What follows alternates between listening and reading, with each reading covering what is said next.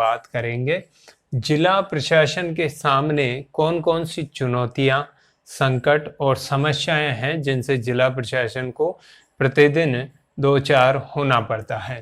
तो सबसे पहला तो है कि जन अपेक्षाएं, जनता की जितनी भी अपेक्षाएं हैं, चाहे वो बेसिक सुविधाओं से संबंधित हो, पानी, बिजली, सड़क, परिवहन इनसे संबंधित हो, शिक्षा से संबंधित हो, स्वास्थ्य से संबंधित हो, वो सारी की सारी ज़रूरतें समय पर और गुणवत्तापूर्ण तरीके से पूरा करना जिला प्रशासन की सबसे बड़ी चुनौती है। न केवल जनता बल्कि कर्मचारियों की भी विभिन्न मांगे होती है, विभिन्न अपेक्षाएं होती है जिला प्रशासन से, अपने अधिकारियों से, उनको पूरा करना जिला प्रशासन की सबसे बड़ी चुनौती है। उसके बाद जिला प्रशासन की जो एक बड़ी समस्या है वो है इसका प्रशासनिक ढांचा या संगठन। अभी हमने देखा कि जो पद सोपान है वो आज का नहीं है बल्कि अंग्रेजों द्वारा दिया गया है। तो उस समय से ही ये पद सोपान चल रहा है और इसमें मुश्किल से ही कुछ परिवर्तन हुए होंगे। आज की जो समस्याएं हैं, आज की जो चिंताएं हैं, उनको देखते हुए ऐसा कठोर पद सोपान अपेक्षित नहीं है। लेकिन वो पद सोपान जो कठोर है, जो पुरातन है, जो औपनिवेशिक काल का अर्थात अंग्रेजों का दिया हुआ है, वो अभी भी चल रहा है। तो ये भी एक बड़ी चुनौती या समस्या है। उसके बाद है कि ये परिवर्तन का युग है, गतिशीलता का युग है। तो समय के साथ साथ राजनीतिक, आर्थिक और सामाजिक क्षेत्रों में हम प्रतिदिन नवीन प्रवृत्तियां देखते हैं। आज राजनीति उतनी शालीन नहीं है जितनी कुछ समय पहले या आज़ादी के समय नेताओं में शालीनता थी। आज हम देखते हैं कि नेता काफ़ी उग्र स्वभाव के बनते जा रहे हैं। आर्थिक की बात करें तो लोग ज़्यादा से ज़्यादा धन कमाना चाहते हैं, जल्दी से जल्दी अमीर बनना चाहते हैं। सामाजिक की बात करें तो हमारे जो सामाजिक मूल्य और परंपराएं हैं वो टूटती जा रही है और आज जो है सामाजिक मूल्यों और परंपराओं को तार तार करने की प्रवृत्ति लोगों में देखी जा रही है। तो इन चीज़ों से ये जो घटनाएं होती है, चाहे राजनीति के क्षेत्र में हो, चाहे आर्थिक क्षेत्र में हो या फिर सामाजिक क्षेत्र में हो, यह जिला प्रशासन के समक्ष चुनौतियां उत्पन्न करती हैं। क्योंकि ये घटनाएं लोगों के जब व्यवहार में शामिल हो जाती है तो वो फिर उनको अपराधों की ओर प्रवृत्त करती है और इस प्रकार से हम देखते हैं कि जिला प्रशासन को इन समस्याओं से भी जूझना पड़ता है।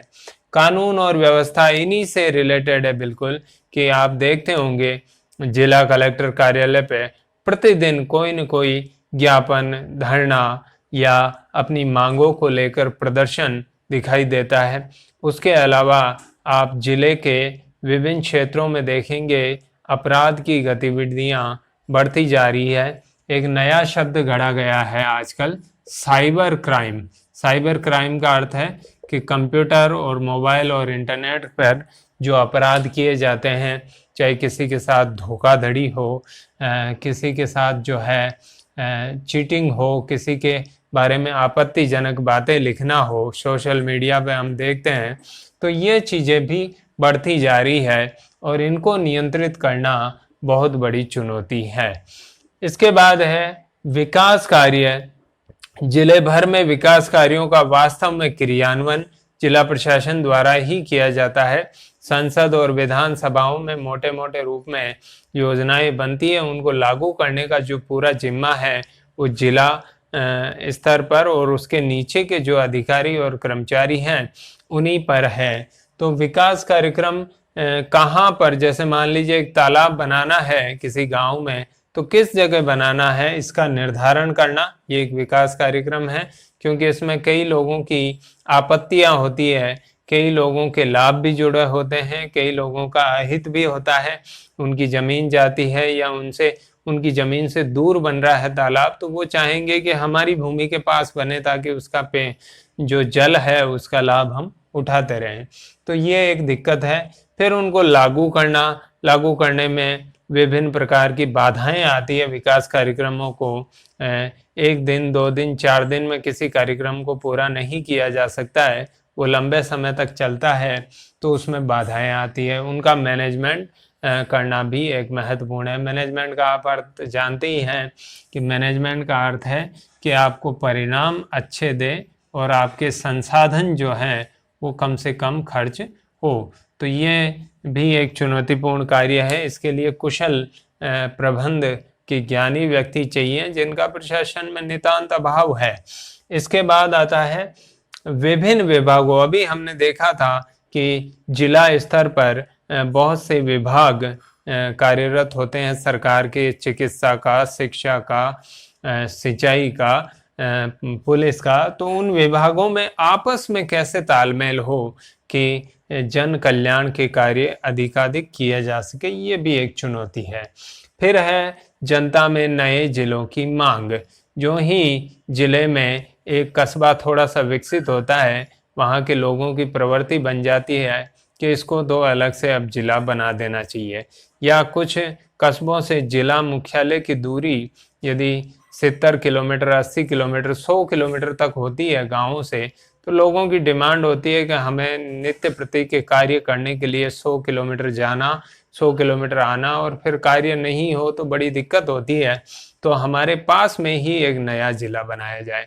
तो राजस्थान में भी हम देखें तो आज की दिनांक में 8 से 10 ऐसे कस्बे हैं जिनकी मांग है कि उन्हें नया जिला बना दिया जाए। लेकिन नया जिला बनाने में विभिन्न प्रकार की बाधाएं आती है सरकार के समक्ष।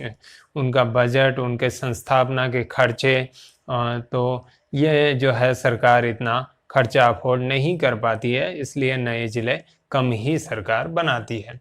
उसके बाद है एक बड़ा जो समाज में जहर का कार्य कर रहा है, वो है जातिवाद। कास्टिज्म इतना बढ़ चुका है लोगों में। प्रत्येक जो है अधिकारी, कर्मचारी कई ऐसे आते हैं जो अपनी जाति का समर्थन करते हुए आराम से देखे जा सकते हैं और दूसरी जाति के लोगों की जो है उपेक्षा करते हैं, उनके कामों को टालते हैं, उनको सरकार की योजनाओं का लाभ नहीं देते हैं। तो ये जिला प्रशासन के समक्ष चुनौती है कि ऐसे अधिकारियों, कर्मचारियों से किस प्रकार से निपटा जाए ताकि वो सभी व्यक्तियों में समदृष्टा भाव रखते हुए अपनी सेवाओं का जो है पालन करें। उसके बाद आ गया गरीबी, बेरोजगारी, जनसंख्या वृद्धि और भ्रष्टाचार। ये बड़े मुद्दे हैं, इससे संपूर्ण राष्ट्र चिंतित है। गरीबी आप जानते हो कि विभिन्न पंचवर्षीय योजनाओं के जो ड्राफ्ट तैयार किए गए हैं, उनमें किसी में 30%, किसी में 33%, किसी में 25-26% जनसंख्या जो हमारी है वो बीपीएल बताई गई है, यानी गरीबी रेखा से नीचे के स्तर पर बताई गई है। उनका जीवन बड़ा कठिन है। उन लोगों की गरीबी का निवारण कैसे किया जाए, ये संख्या करोड़ों में पहुंचती है और इतने सरकार के पास संसाधन नहीं है। बेरोजगारी एक बड़ा मुद्दा है देश में। जब से देश आज़ाद हुआ तभी से लेकर बेरोजगारी के लिए असंख्य प्लान, योजनाएं, कार्यक्रम बनाए गए हैं, लेकिन बेरोजगारी अभी भी खत्म नहीं हो रही है। जनसंख्या वृद्धि एक बहुत बड़ा इशू है और ये आगे और बड़ा इशू होने वाला है। आप जानते होंगे कुल जो विश्व का क्षेत्रफल है उसकी 2% भूमि भारत में है। यानी विश्व का जो क्षेत्रफल है भूमि का, उसमें भारत का जो एरिया है वो मात्र 2% है, जबकि यहाँ 17 से 18% दुनिया की जनसंख्या निवास करती है। ये बड़ी भयंकर विसंगति है और ये भविष्य में बड़ी जो ही क्रूशियल होने वाली है। इसलिए ये एक मुद्दा हमेशा रहता है, क्योंकि जनसंख्या जब बढ़ती है तो योजनाओं का जो लाभ है वो पर्याप्त रूप से सभी लोगों तक नहीं पहुंच पाता। इसके बाद एक और बड़ा जो कैंसर है वो है भ्रष्टाचार। 1947 से देश आज़ाद हुआ तब से लेके कैसे जा रहे हैं, भ्रष्टाचार बढ़ता जा रहा है। छोटे से छोटे पियोन, क्लर्क से लेके उच्च अधिकारियों तक भ्रष्टाचार के आए दिन हम मामले देखते हैं, अखबारों में पढ़ते हैं। एंटी करप्शन ब्यूरो द्वारा उनको रंगे हाथों रिश्वत लेते हुए पकड़ा जाता है। सरकार के संसाधनों का जो जनता की सेवा के लिए उसका दुरुपयोग करते हुए नजर आते हैं। तो इन लोगों पर नियंत्रण करना, इन भ्रष्टाचारियों पर, हालांकि समय समय पर केंद्र और राज्य सरकारों ने विभिन्न कानून बनाए हैं। हाल ही में लोकपाल और लोकायुक्त जो कानून बना है वो हम देख सकते हैं कि भ्रष्टाचार रोकने के लिए सीबीसी का गठन किया गया है, राज्यों में एंटी करप्शन ब्यूरो बनाए गए हैं। तो विभिन्न प्रकार के जो है कानून बनाए गए हैं, लेकिन फिर भी भ्रष्टाचार रुकने का नाम नहीं ले रहा है। तो ये सारी समस्याएं हैं जिला प्रशासन के सामने, जिनसे प्रतिदिन जिला प्रशासन को दो चार होना पड़ता है। इस वीडियो में इतना ही। अगले वीडियो में हम लेंगे जिला कलेक्टर के कार्य और उसकी भूमिकाएं। तब तक के लिए धन्यवाद।